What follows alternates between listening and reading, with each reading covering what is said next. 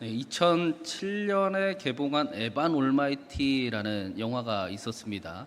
그 현대판 노아의 방주 이야기를 그려주고 있는데 이 영화에서 신이 나타나요. 그 신이 그 영화에 등장을 해서 주인공의 아내에게 이런 이야기를 합니다. 누가 인내를 달라고 하면 신은 그에게 인내를 줄까요? 아니면 인내할 수 있는 기회를 줄까요? 누군가가 신에게 나에게 용기를 주세요라고 기도를 하면 신은 그에게 용기를 줄까요? 무서워하지 않는 마음을 줄까요? 아니면 용기를 발휘할 수 있는 기회를 줄까요? 누군가가 우리 가족이 더 하나 되게 해주세요라고 신에게 기도를 한다면 신은 그 사람에게 뿅 하고 이상한 감정을 허락을 해줄까요? 아니면 더 사랑할 수 있는 기회를 만들어 줄까요? 여러분의 생각은 어떠실 것 같으십니까? 우리가 하나님 사랑하는 삶을 살아가게 해주십시오라고 기도를 하면 하나님이 저와 여러분에게 뿅 하고 어떤 묘한 감정을 일어나게 하실까요? 아니면 더 사랑할 수 있는 기회를 허락을 해 주실까요? 다 아시는 줄로 저는 알고 있습니다. 성경에서 우리에게 알려주시는 그 하나님은 뿅 하는 묘한 감정을 주시는 하나님이 아니라 사랑할 수 있는 기회를 허락해 주시고 새로운 기회 가운데 사랑하는 삶을 살아갈 수 있도록 우리와 함께 하시는 하나님을 우리에게 말씀해 주고 계십니다. 우리에게 새로운 삶의 기회를 허락하시고 그 일을 능히 이룰 수 있는 하나님을 선물로 주셨다라고 우리에게 알려주고 있습니다. 사랑하는 여러분, 특별히 오늘은 우리가 이렇게 연합예배를 드리고 소풍을 왔습니다. 아까 어떤 분을 만났더니 밤새 잠을 못 잤대요. 네, 소풍 오느라 마음이 좋아서 그러셨는지는 모르겠지만 여튼 밤을 잘 못 주무셨다라고 이야기를 합니다. 하나님께서 우리에게 사랑할 수 있는 기회를 허락해 주셨는데 우리 모두가 그 사랑을 지키고 또 그 사랑을 이루며 하늘의 기쁨을 맛보는 저와 여러분이 되기를 간절히 바랍니다. 천국의 모델하우스인 신광교회에서 천국을 맛보고 그 소중한 기쁨이 너무나 좋아서 우리의 가정과 삶의 자리에 십자가 군병으로 나가는 저와 여러분 되기를, 우리 신광교회가 되기를 주님의 이름으로 축원합니다. 오늘 말씀에도 사랑하는 베드로에게 예수님께서 하나님을 선물로 주시는 장면을 우리가 볼 수가 있습니다. 십자가는 하나님께서 우리에게 자신을 선물로 주신 사건입니다. 바로 앞에 말씀에서 예수님께서 스스로 결박을 당하셨습니다. 그리고는 그 당시의 유대의 그 실질적인 최고 권력자였어요. 안나스의 집으로 끌려가셨습니다. 그런데 오늘 말씀에 보면 안나스의 집에 예수님이 끌려가셔서 신문받은 내용은 자세히 나오지 않아요. 오히려 베드로가 어떻게 예수님을 배반하게 되었는지를 자세하게 말씀으로 그려주고 있습니다. 이 일이 우리에게 굉장히 중요하고 이 일을 정확히 알아야 우리가 복음을 이해할 수 있기 때문입니다. 우리 15절과 16절부터 먼저 한번 같이 읽어보겠습니다. 15절 16절입니다. 시몬 베드로와 또 다른 제자 한 사람이 예수를 따르니 이 제자는 대제사장과 아는 사람이라. 예수와 함께 대제사장의 집들에 들어가고 베드로는 문 앞에 서 있는지라. 대제사장을 아는 그 다른 제자가 나가서 문 지키는 여자에게 말하여 베드로를 데리고 들어오니, 우리가 지난주에 보았듯이 겟세마네 동산에서 예수님이 그 군대를 향해 너희가 찾는 자가 나니 나만 잡아가고 이 사람들은 보내줘라 라고 명령을 하셨습니다. 그러자 군대가 예수님의 명령대로 예수님만 잡아가고 제자들을 다 보내줬습니다. 그런데 오늘 말씀에 보니까 제자들이 다 도망을 가지 않았어요.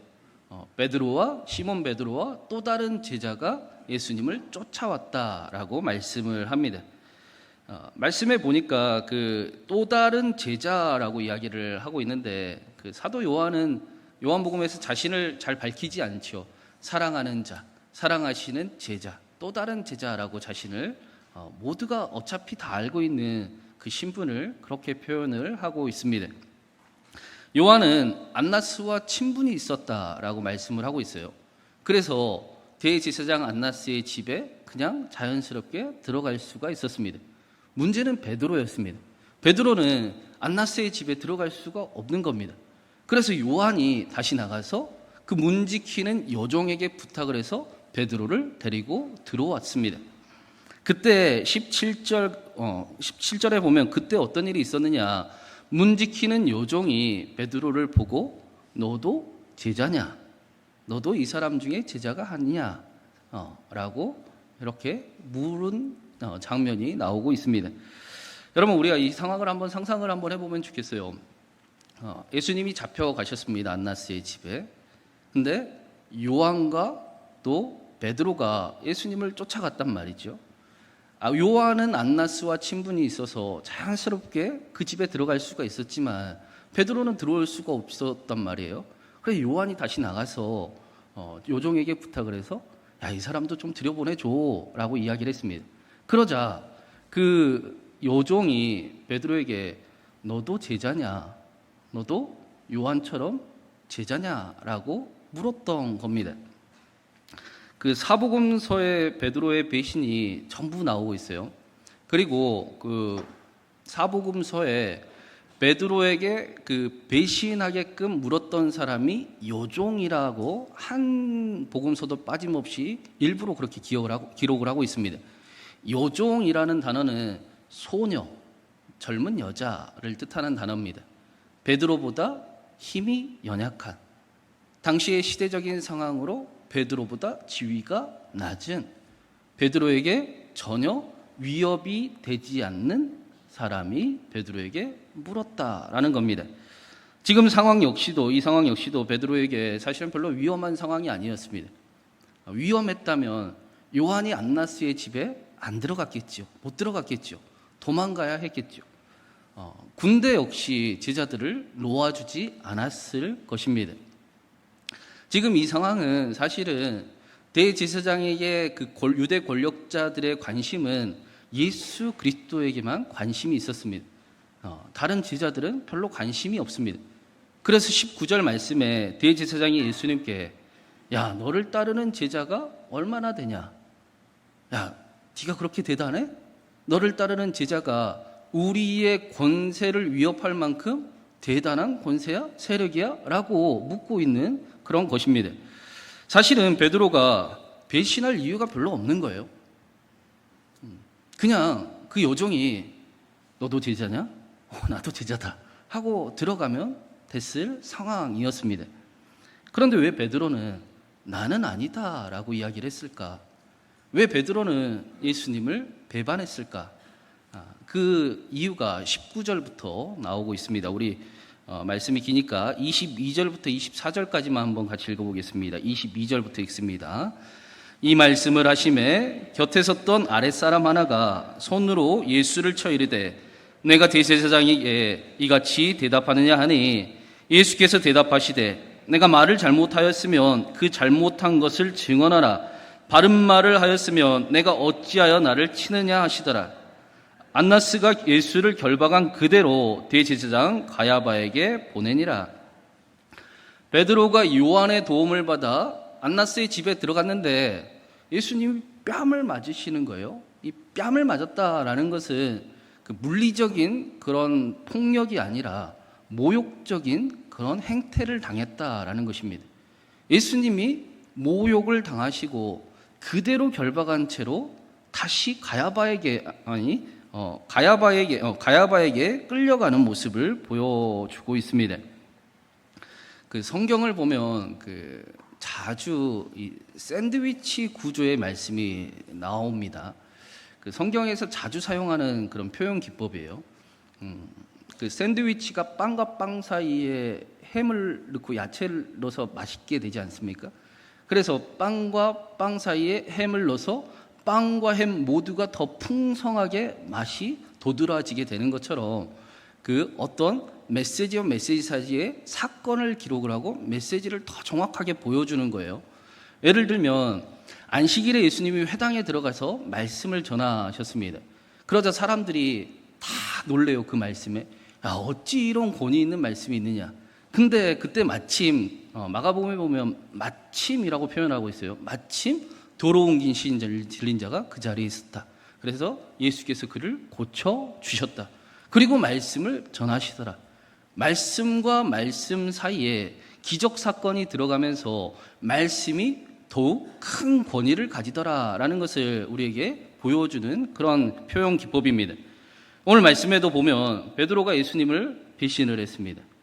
그리고 베드로의 기대와는 다르게 모욕을 당하시고 그대로 붙잡혀 가시는 예수님의 모습이 나옵니다. 그리고 나서 예수님을 완전히 배신하는 베드로의 모습을 보여주고 있습니다. 왜 베드로는 예수님을 배신한 것인가? 베드로는 마지막까지 예수님에 대한 기대를 품고 있었습니다. 겟세마네 동산에서는 자신들 때문에 어쩔 수 없이 붙잡혀 가셨지만 예수님은 다시 풀려나시고 다시 우리의 뜻을 이루실 충분한 분이시다라는 믿음을 가지고 있었습니다. 그래서 끝까지 쫓아왔습니다. 내 뜻을 이루어 주실 예수님을 위해서라면 목숨도 바칠 수 있었습니다. 그런데 예수님의 모습이 자신의 생각과는 너무나 다릅니다. 예수님이 너무나 무기력해 보입니다. 전혀 후회를 생각하지 않으시고 폭력을 그대로 당하시고 풀려날 생각이, 도망칠 생각이 전혀 없어 보이십니다. 오히려 모욕을 당하시는데도 아무것도 안 하시고 가야바에게 끌려가셨습니다. 내 뜻과는 전혀 다른 예수님, 내 생각대로 응답하지 않는 예수님이 바로 배신의 이유였습니다. 예수님의 제자로 예수님을 따르고 있지만 사실은 예수님이 자신을 따르기를 원했고 자신의 뜻대로 무언가를 이루어줄 그런 존재라고 여겼던 것입니다. 베드로에게 예수님은 관계가 아니라 그냥 대상일 뿐이었습니다. 이것이 진짜 배신의 이유입니다. 베드로의 믿음은 예수님과 사랑하는 그런 관계적인 믿음이 아니라 자신의 뜻을 이루어줄 어떤 대상, 그렇지 않으면 언제든지 쉽게 바꿔줄 수 있는 그런 대상일 뿐이었던 것입니다. 이 사실은 우리의 믿음에도 매우 중요합니다. 우리가 복음을 누리는 삶을 살아가기 위해서 매우 중요한 사실입니다. 예수님께서 너희들이 전부 나를 버릴 것이다 라고 말씀하실 때 베드로는 아니요, 다른 사람은 몰라도 나는 절대로 예수님 버릴 수 없습니다, 호언장담을 했었습니다. 베드로는 진심이었습니다. 우리와 마찬가지로 진심으로 죄와 승리를 고백하고 결단하며 하나님만 따르기를, 하나님을 믿기를 진심으로 고백하는 베드로의 고백이었습니다. 베드로는 진심이었습니다. 그래서 실제로 베드로는 예수님과의 약속을 지키기 위해 군대와 목숨을 걸고 싸우려고도 했습니다. 그런데 그런 베드로를 향해 예수님께서 내가 나를 위하여 내 목숨을 버리겠느냐, 내가 진실로 진실로 내게 이르노니 닭 울기 전에 내가 나를 3번 부인하리라. 진실로 진실로를 원어로 하면 아멘 아멘이라는 단어입니다. 예수님께서 베드로에게 너는 나를 반드시 부인하게 될 거야, 아멘 아멘, 이렇게 말씀하신 것입니다. 예수님은 베드로가 예수님을 관계가 아니라 대상으로 믿고 있음을 잘 알고 계셨기 때문입니다. 그래서 예수님께서 부활하시고 난 후에 베드로를 찾아가 하신 말씀은 요한의 아들 시몬아, 내가 나를 사랑하느냐, 요한의 아들 시몬아, 내가 나를 사랑하느냐, 나는 너를 정말 사랑하는데 요한의 아들 시몬아, 너는 나를 사랑하느냐 라고 물으셨습니다. 제자들에게 마지막 밤에도 반복적으로 하신 말씀은 너희가 내 안에 거하고 내 말이 너희 안에 거하면 무엇이든지 원하는 대로 구하라, 그리하면 이루리라. 하나님이 내 안에, 내가 하나님의 안에 거하는 것 같이 너희가 내 안에 거하고 나도 너희 안에 거하기를 간절히 원한다라고 말씀하셨습니다. 하나님을 대상으로 놓고 진심으로 열심을 다해 섬기는 일을 보고 성경은 우상 숭배라고 말씀을 합니다. 하나님을 대상으로 놓고 하는 믿음은, 그런 믿음 생활은 절대로 승리할 수가 없습니다. 성경에 많은 사람이 하나님을 대상으로 놓고 하나님을 섬기다 하나님께서 응답을 해주시니 전부 다 하나님을 떠나버렸습니다. 자신의 뜻을 하나님을 통해 이루어 버렸기 때문입니다. 우리 주변에도 하나님을 대상으로 놓고 열심을 다해 섬기다가 하나님께 응답을 받아 하나님을 떠난 사람들을 우리는 쉽게 목격하곤 했습니다. 하나님의 응답 여부에 따라 하나님을 섬기거나 힘들고 어려운 일이 있을 때만 하나님을 찾는 그 신앙이 해결되지 않는 이유는 여전히 그의 신앙이 관계가 아니라 대상에 머물러 있기 때문입니다. 하나님께서 그래서 하나님의 사랑을 도저히 믿지 못하는 우리를 위해 이 땅에 오시고 십자가에 달려 사랑을 확증해 주셨습니다. 그러면 그랬던 시몬 베드로의 삶이 어디서부터 변화가 되기 시작을 했는가? 우리 마지막으로 27절 말씀 같이 읽어보겠습니다. 27절입니다. 이에 베드로가 또 부인하니 곧 닭이 울더라. 마태복음에는 닭 울음소리가 울리니 베드로가 예수님의 말씀이 생각나서 심히 통곡했다라고 말씀을 합니다. 닭이 울자 베드로가 예수님께서 내가 닭 울기 전에 나를 3번 부인하리라 라는 말씀이 생각이 났습니다. 그냥 평범한 닭 울음소리가 아닙니다. 예수님의 말씀이었고 자기 자신을 발견하게 하는 그런 울음소리였습니다. 베드로는 절대로 예수님을 배신하지 않을 거다라고, 다른 사람은 몰라도 나는 다르다라고 호언장담을 했으나 예수님의 말씀처럼 닭이 울 때 그는 예수님을 저주하고 배신하고 배반하는 자기 자신을 발견하게 되었습니다. 하나님을 믿고 그래서 하나님 앞에 호언장담하며 하나님 두고 보십시오. 내가 하나님 앞에 얼마나 멋지게 하나님을 믿는지 두고 보십시오. 내가 내 힘으로 얼마나 하나님 앞에 설 수 있는지, 내가 얼마나 멋진 신앙생활을 하는지 하나님 한번 두고 보십시오 라고 했던 그 고백이 여전히 넘어지는 자기 자신을 발견하게 된 것입니다. 반대로 나는 하나님이 필요한 존재이구나, 나는 하나님이 있어야 되구나를 발견하게 되었습니다. 누가복음에는 이때 이 장면에 주께서 돌이켜 베드로를 보시니 라고 말씀합니다. 이 돌이켜 보셨다라는 단어가 엠블레포라는 단어인데 그냥 본 게 아니라 그 마음속을 꿰뚫어 보셨다라는 그런 단어예요. 베드로가 예수님을 계속 배신할 때 예수님께서 베드로의 그 마음을 다 아시고 여전히 따뜻한 눈으로 베드로를 바라보고 계셨다라는 것입니다. 동시에 예수님이 베드로를 바라보셨다라는 것은 베드로도 여전히 자신을 따뜻한 눈으로 바라보고 계시는 예수님을 보았다라는 것입니다. 그래서 밖에 나가 심히 통곡하게 되었다라고 말씀합니다. 예수님을 그저 대상으로만 여기던 그 베드로의 그 믿음의 변화가 일어나기 시작을 했습니다. 베드로의 배신이 베드로의 삶을 변화시키기 시작을 했습니다. 베드로의 그 실패가 베드로의 인생의 터닝 포인트가 되기 시작을 했습니다. 제가 오순절 마가다락방에 예수님의 제자들이 기약이 없는 그 성령의 임재를 기다릴 수 있었던 힘은 제자들의 실패와 실수에 있었다라고 말씀을 드렸습니다. 제자들의 실패가 인내할 수 있는 힘으로 나타났습니다. 제자들의 그 넘어지는 그 실수들이 제자들에게 기다릴 수 있는 능력으로 나타났습니다.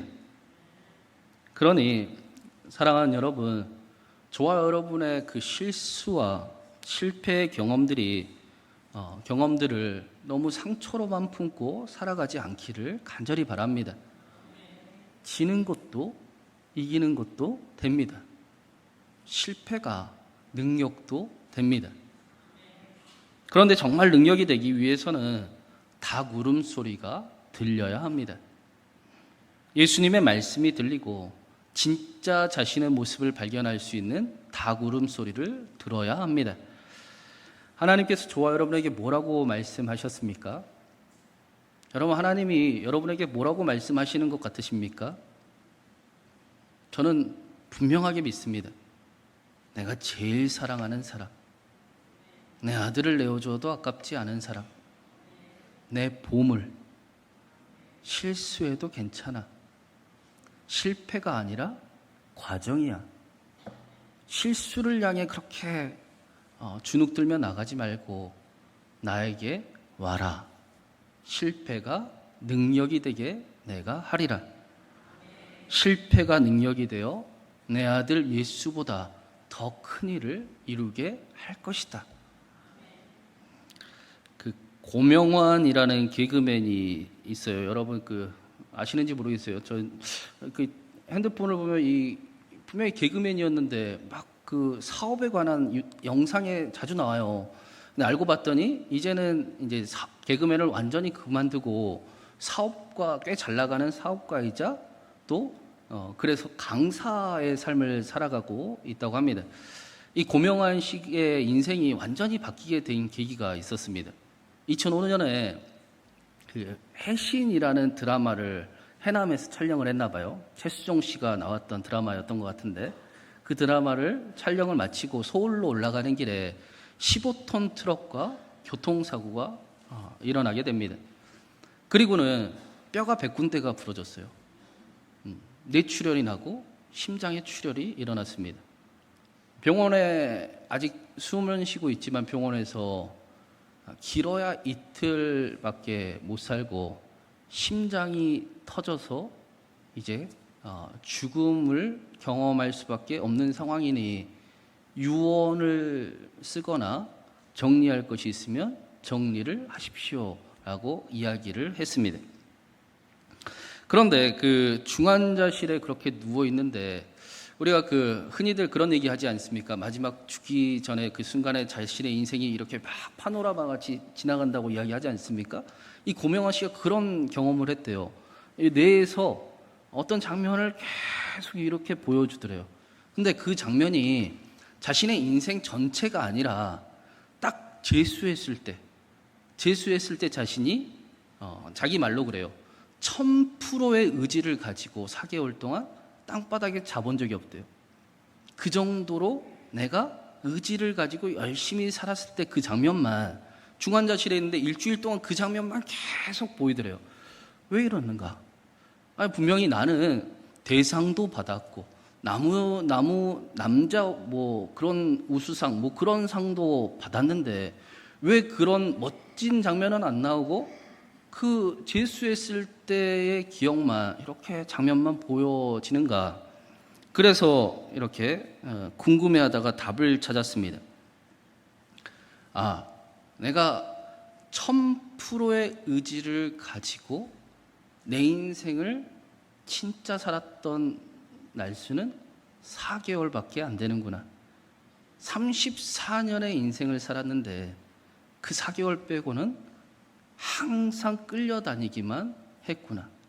개그맨 할 때도 방송국에서 오라 하면 오고 가라 하면 가고 있으라고 하면 있어야 되고 대상을 받을 때도 나는 항상 끌려다니는 그런 인생이었구나. 그러면서 더 이상은 내가 끌려다니지 아니하리라. 내가 만약에 다시 일어난다면 더 이상은 끌려다니는 인생은 살아가지 않겠다. 그리고는 책을 보기 시작을 했다. 변화가 일어나기 시작했다라고 이야기를 합니다. 사랑하는 여러분, 하나님께서도 저와 여러분이 끌려다니지 않기를 간절히 원하십니다. 죄에도 끌려다니지 않기를 원하시고 실패에도 끌려다니지 않기를 바라시고 상처에도 끌려다니지 않고 주눅들지 않고 하나님이 말씀하시는 것처럼 명품의 삶을 살아가기를 간절히 원하고 계십니다. 하나님께서 저와 여러분에게 그런 새로운 기회를 주셨습니다. 하나님이 주신 이 새로운 기회에 하나님과 함께 하나님의 말씀대로 하나님의 명품처럼 또 자신의 인생을 끌려다니지 아니하고 자신의 그 사랑하는 인생을 살아가는 저와 여러분이 되기를, 우리 신광교회가 되기를 주님의 이름으로 축원합니다.